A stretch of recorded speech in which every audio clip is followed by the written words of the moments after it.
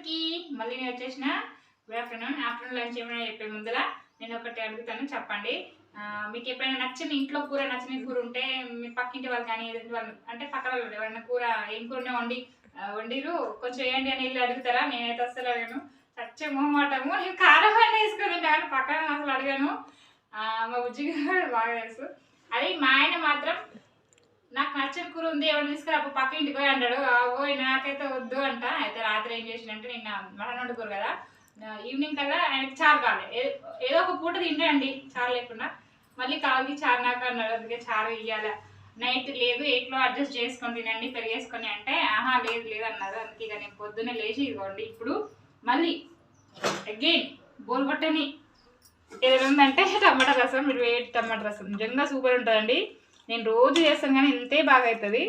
చూడండి ఎంత కమ్మగా ఉందో, చూస్తేనే తెలుస్తుంది. ఇంక ఇదేమో వంకాయ ఆలుగడ్డ పచ్చికరమేసి వండిన మన స్టైల్లో, మనకి ఇష్టం అనమాట ఇది, మా బుజ్జిగాడికి కూడా.